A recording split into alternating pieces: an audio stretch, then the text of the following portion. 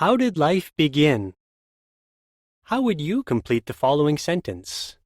Life is the result of A. Evolution, B. Creation. Some might assume that a scientifically minded person would pick evolution and that a religious person would pick creation.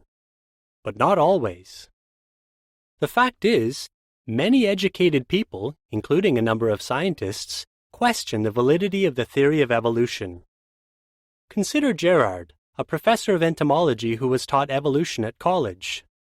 When I took tests, he says, I would give the professors the answers they wanted, but I did not believe what I had been taught. Why is it that even some scientifically minded people have trouble accepting evolution as the origin of life? To answer that, consider two questions that baffle many researchers. 1. How did life get its start? And 2. How did living things develop? How did life get its start? What some say.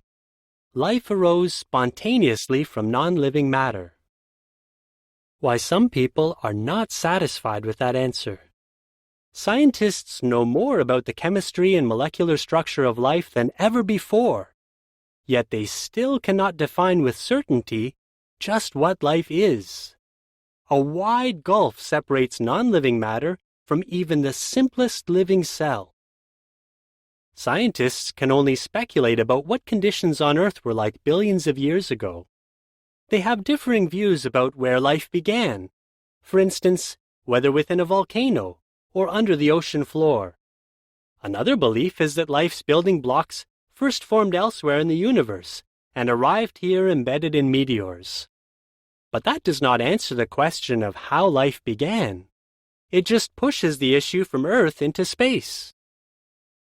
Scientists speculate about the existence of molecules that preceded genetic material as we know it today. These molecules are supposedly more likely to arise spontaneously from inert material and are self-replicating.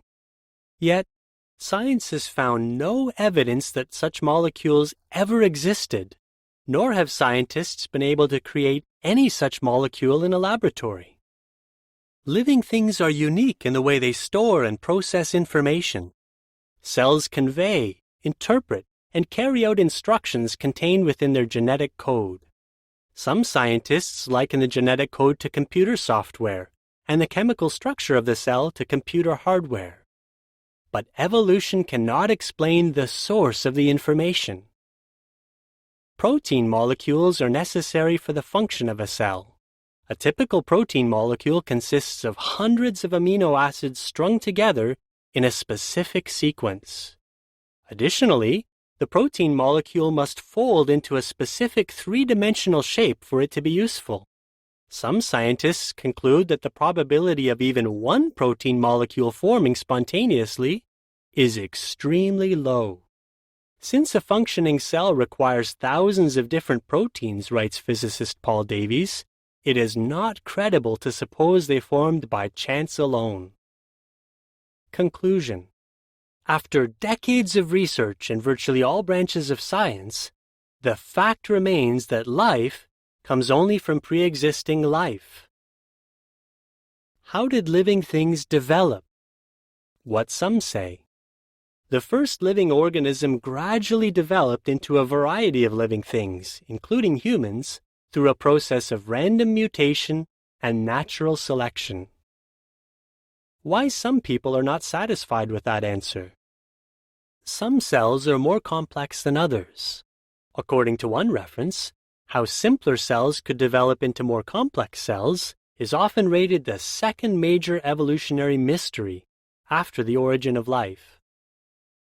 Scientists have discovered within each cell intricate molecular machines composed of protein molecules that cooperate to perform complex tasks. These tasks include transporting and converting nutrients into energy, repairing parts of the cell, and conveying messages throughout the cell. Could random mutations and natural selection account for the assembling and functioning of such sophisticated components? Many find that concept difficult to accept. Animals and humans develop from a single fertilized egg. inside the embryo, cells multiply and eventually specialize, taking on different shapes and functions to form distinct parts of the body. Evolution cannot explain how each cell knows what to become and where it should move within the organism. Scientists now realize that for one kind of animal to develop into another kind of animal would require that changes take place within the cell, at the molecular level. Since scientists cannot demonstrate how evolution can produce even the simplest cell, is it plausible that random mutations and natural selection could be responsible for the different kinds of animals on the planet? Regarding the structure of animals, Michael Behe, professor of biological sciences, says that while research has revealed unexpected stunning complexity, no progress at all has been made in understanding how that complexity could evolve by unintelligent processes. Human beings are conscious and self-aware, have the ability to think and reason, and possess moral qualities such as generosity, self-sacrifice, and a sense of right and wrong. Random mutations in natural selection cannot explain the existence of these unique qualities of the human mind. Conclusion. While many insist that an evolutionary origin of life is an indisputable fact, others are not satisfied with the answers that evolution provides regarding how life began and how life developed. An answer worth considering. After considering the evidence, many people conclude that life is the product of a superior intelligence. Consider the example of Antony Flew, a professor of philosophy who at one time was a leading advocate of atheism. When he learned about the staggering complexity of life and the physical laws of the universe, Flew changed his opinion. Citing an ancient approach to reasoning, he wrote, "We must follow the argument wherever it leads." For Professor Flew, the evidence pointed to the existence of a creator. Gerard, mentioned at the outset of this article, came to a similar conclusion. Despite his advanced education and his career in entomology, he said, "I saw no proof that life arose spontaneously from non-living matter. The order and complexity of living things convinced me that there has to be an organizer and designer." Just as a person can learn about an artist by examining his artwork, Gerard came to discern the creator's qualities by studying the natural world. Gerard also took time to consider a book attributed to the creator, the Bible. There he found satisfying answers to questions about mankind's past and practical solutions to the problems facing people today. He thus became convinced that the Bible was also the product of a superior mind. As Gerard found, the Bible's answers are worth considering. We encourage you to examine them for yourself. Did you know? The Bible is not anti-science. On the contrary, it encourages people to examine the natural world. While the Bible is not a science textbook, it is consistent with scientific fact. For example, the Bible does not support creationism.